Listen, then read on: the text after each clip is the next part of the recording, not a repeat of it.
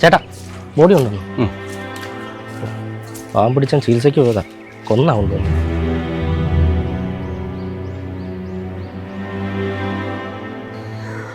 നമ്മുടെ വീട്ടിൽ നിന്ന് ബിനു ഇത്ര പെട്ടെന്ന് പോകുന്നു എനിക്കൊരിക്കലും വിശ്വസിക്കാൻ പറ്റുന്നില്ല.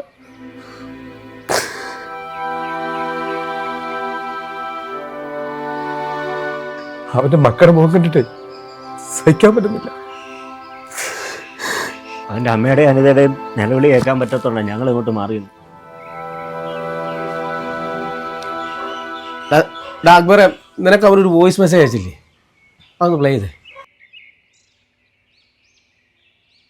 അളിയ അക്ബറെ, ഞാൻ മെഡിക്കൽ കോളേജിലാടാ.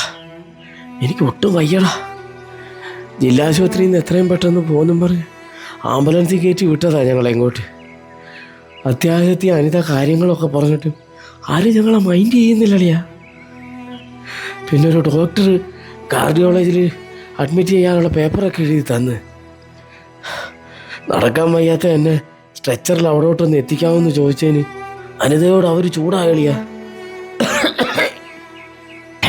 ഇവിടുത്തെ സെക്യൂരിറ്റിമാരൊക്കെ നമ്മളെ പട്ടികളെ കാണുന്ന കണ്ണുകൊണ്ടാണ് കാണുന്നത്. പാവം അവള് എനിക്ക് വേണ്ടി ഓരോ വരാന്തയിലും കയറി ഇറങ്ങുവാടാ. അളിയാ, ഇവിടെ നിന്ന് ജീവനോടെ തിരിച്ച് വീട്ടിലെത്തുമെന്ന് എനിക്ക് യാതൊരു ഉറപ്പുമില്ല. അങ്ങനെ എന്തെങ്കിലും സംഭവിച്ചാൽ എൻ്റെ മക്കളെ ഞാൻ നിങ്ങളെ ഏൽപ്പിക്കുവാടാ. നോക്കിയേക്കണേടാ അളിയന്മാരെ.